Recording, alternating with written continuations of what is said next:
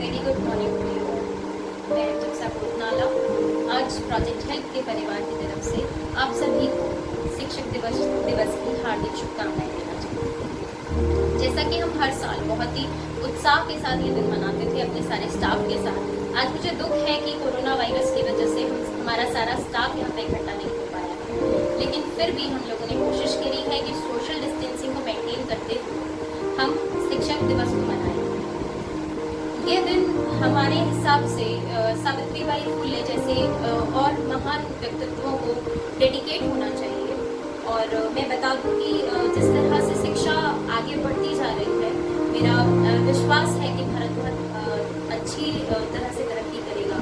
हमारे साथ project help के president mister Amit Sanyal sir हैं और इसकी general secretary Mrs Daisy Samuel ma'am हमारे साथ मौजूद हैं। मैं चाहूँगी कि आप लोग भी इस खास दिन के ऊपर अपने कुछ विचार सामने रखिएगा प्लीज। आप सबको good morning and happy teachers day once again. और हम लोगों को बहुत खुशी है कि आज हम लोग सब टीचर्स डे मना रहे हैं, शिक्षक दिवस मना रहे हैं। और जैसे हम जानते हैं कि प्रोजेक्ट हेल्प स्टाफ के रूप में हम बहुत अच्छे प्रोग्राम करते थे, बच्चे हमारे साथ में होते थे, लेकिन इस बार ये दुर्भाग्य है कि ऐसा नहीं है, हम बच्चों के बीच में नहीं हैं, बच्चे हमारे साथ नहीं हैं। सो लेकिन फिर भी हम सारे, मैं प्रोजेक्ट हेल्प की तरफ से सारे जितने भी शिक्षक हैं, जितने भी गुरु हैं, उनको मैं शिक्षक दिवस की बधाई देती हूँ। और हम सब जानते हैं कि एक शिक्षक का हमारे जीवन में कितना बड़ा रोल है, वही हमारे जीवन को आगे बढ़ाता है और हमारे जीवन में हमें क्या बनना है, आगे हमारे क्या ड्रीम्स हैं, वो सब एक शिक्षक के द्वारा ही हमारी नींव रखी जाती है। इसलिए हमें अपने शिक्षकों का सम्मान करना है, जितने भी बच्चे हैं, और इसी तरह शिक्षकों को भी अपने बच्चों को अपने साथ एक दोस्त की तरह आगे बढ़ते हुए ले जाना है। इसके लिए मैं सब टीचर्स को बधाई देती हूँ और शिक्षक दिवस की एक बार फिर से शुभकामनाएं। सबको टीचर्स डे की बहुत बहुत शुभकामनाएं। और जैसे अभी जिप्सा भी बोल रही थी, जिप्सा प्रोजेक्ट हेल्प के कोऑर्डिनेटर हैं, और जिस तरीके से वो बोल रही थी कि इस बार हम दुखी हैं कि पूरा स्टाफ इकट्ठा नहीं हुआ, क्योंकि प्रोजेक्ट हेल्प बहुत सारे स्थानों पर, बहुत सारी जगहों में, और भी अन्य जिलों के अंदर और भी अन्य प्रदेशों के अंदर एजुकेशन को फैलाने का ही काम कर रहा है। और हमारे बहुत सारे शिक्षक हैं जो स्लम्स बस्ती के बच्चों को, और ऐसे अंडर प्रिविलेज बच्चे जो कुछ ऐसे इलाकों में जहाँ पर स्कूलिंग की और अच्छी शिक्षा की जगह नहीं है, उनके पास में मौका नहीं है, कई बच्चे ऐसे भी हैं जिनके पास आर्थिक स्थिति की वजह से मौका नहीं है।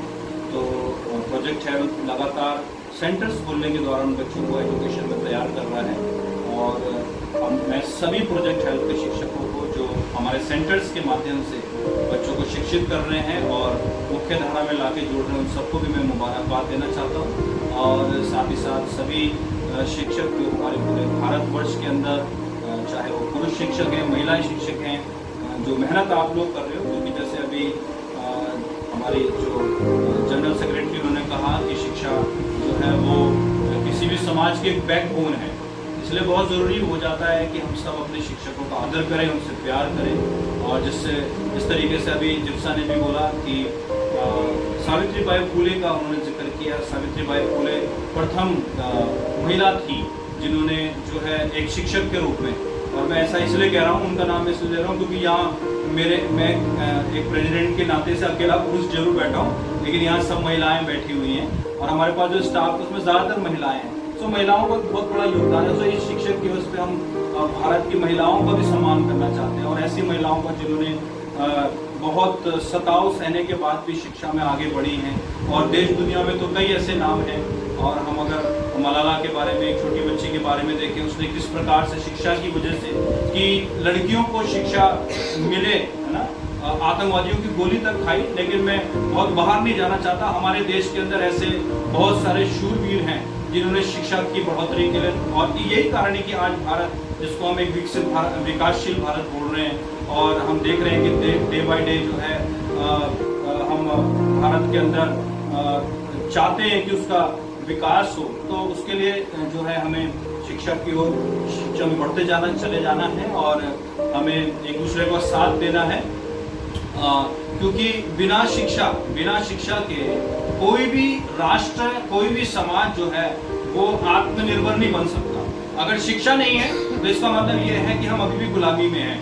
इसलिए बहुत ज़रूरी बन जाता है कि हम शिक्षा, हमारे पास अच्छे स्कूल्स हों, हमारे पास अच्छे शिक्षक हों, है ना, और हम कोई जाति, धर्म, ऊंचा नीचा ये सब ना देखते हुए जो है इसको ध्यान दें। मैंने देखा आज सुबह कोई कोई व्यक्ति जो थे, किसी ने एक पोस्ट शेयर करी थी जहाँ पर एक शिक्षक जो है स्लम बस्ती के बच्चों को एक पुल के नीचे पढ़ा रहे हैं। बहुत अच्छी बात है, वो इस प्रकार का प्रयास कर रहे हैं, लेकिन ऐसे में बहुत बड़ी जिम्मेदारी समाज की बन जाती है। दरअसल ऐसे समाज की कल्पना हमें नहीं करनी कि जहां आज भी हमारे इस देश में, जहां हम एक तरफ ये बोले कि हम विकास कर रहे हैं, और आज भी अगर हमारे बच्चों को किसी पुल के नीचे बैठ के शिक्षा को लेना पड़ रहा है, तो ये भी जो है हमारे लिए एक सोचने वाली बात है।